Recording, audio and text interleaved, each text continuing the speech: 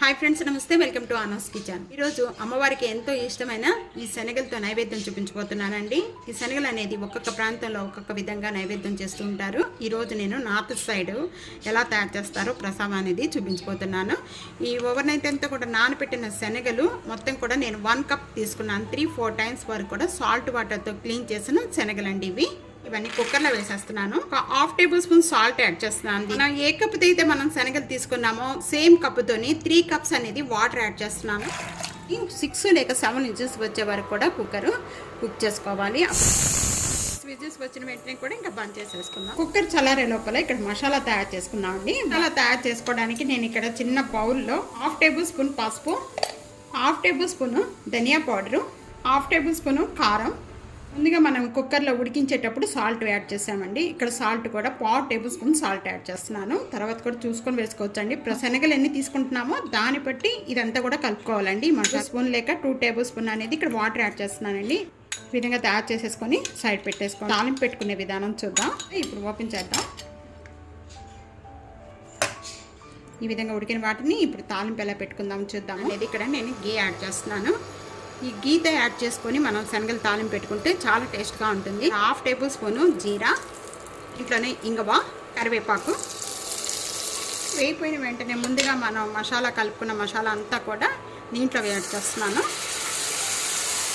ఈ మసాలా యాడ్ చేసిన వెంటనే కూడా లో ఫ్లేమ్లో పెట్టుకోవాలండి. కొద్దిగా చిక్కపడే వరకు కూడా ఈ మసాలా అంతా కూడా కలుపుకుంటూ కుక్ చేసుకోవాలి. ఇక్కడ ముందుగా మనం కుక్కర్లో ఉడకపెట్టుకున్నంతా కూడా ఈ శనగలు వాటర్తో సహా దీంట్లో యాడ్ చేసుకోవాలి.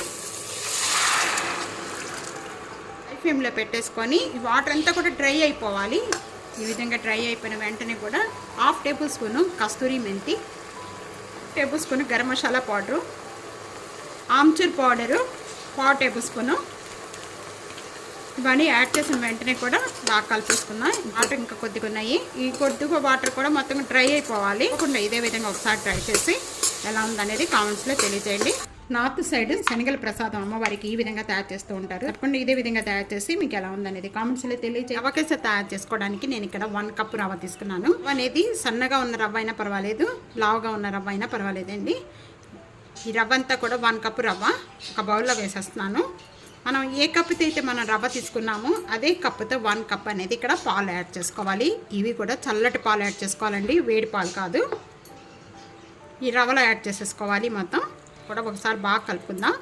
15 మినిట్స్ వరకు కూడా సైడ్ పెట్టేసుకోవాలి. రవ కేసరి తయారు చేసుకోవడానికి ఇక్కడ నేను ప్యాన్లో 1 కప్ మనం రవ్వ తీసుకున్నాం అండి. 1 కప్ రవ్వకి కొద్దిగా తగ్గించి వేస్తున్నాను. నెయ్యి వేస్తున్నాను. నెయ్యి అంతా కూడా బాగా మెల్ట్ అయిపోయిన వెంటనే నేను ఇక్కడ బాదం పప్పు, జీడిపప్పు ఈ 2 ఫస్ట్ వేయించుకోవాలండి. ఈ విధంగా వేగిన వెంటనే కూడా దీనిలో కిస్మిస్ వేస్తున్నాను. డ్రై ఫ్రూట్స్ అన్నీ కూడా బాగా వేగిపోయాయి.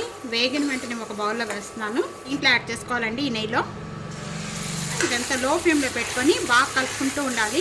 రవ్వ అంతా కూడా ఉండలు లేకుండా ఈ విధంగా సాఫ్ట్గా ప్రెస్ చేసుకుంటూ కూడా కలుపుకుంటూ ఉండాలి. కూడా బాగా వేగిపోయి మంచి స్మెల్ వస్తుంది.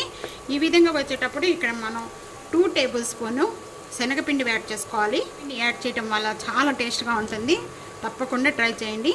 ఇదంతా కూడా ఉండలేమి లేకుండా ఈ రవ్వలో వేసిన వెంటనే కూడా ఇదంతా కూడా బాగా కలుపుకోవాలి. ఏ కప్పుతో అయితే మీరు రవ్వ తీసుకున్నారు సేమ్ కప్పుతోనే 3 cups water, colour orange food colour add చేస్తున్నాను. ఇదంతా కూడా ఈ విధంగా కలుపుకోవాలి. వేసుకోవడమే. ఇప్పుడు మీడియం ఫ్లేమ్లో పెట్టుకోండి. ఇలాచీ పౌడర్ యాడ్ చేస్తున్నాను. ఈ వాటర్ అంతా కూడా వేసిన వెంటనే డ్రై అయిపోయిన వెంటనే కూడా ఇప్పుడు షుగర్ యాడ్ చేసుకోవాలి. ఇప్పుడు మనం రవ్వ 1 కప్ తీసుకున్నాము. 1 కప్కి 1 కప్ షుగర్ అండి. షుగర్ యాడ్ చేసిన వెంటనే కూడా ఇదంతా బాగా కలుపుకోవాలి. షుగర్ యాడ్ చేసిన వెంటనే కూడా ఇదంతా మెల్ట్ అయిపోయి లూజ్గా ఉంటుందండి. ఈ టైట్ అయినంత వరకు కూడా బాగా కలుపుకుంటూ ఉండాలి. ముందుగా మనం వేయించుకున్న డ్రై ఫ్రూట్స్ అన్నీ యాడ్ చేస్తున్నాను. ఇంకా తయారు చేయండి. రవ కేసరి చాలా టేస్ట్గా ఉంటుంది, చాలా బాగుంటుందండి. రవ కేసరి రెడీ అయిపోయింది.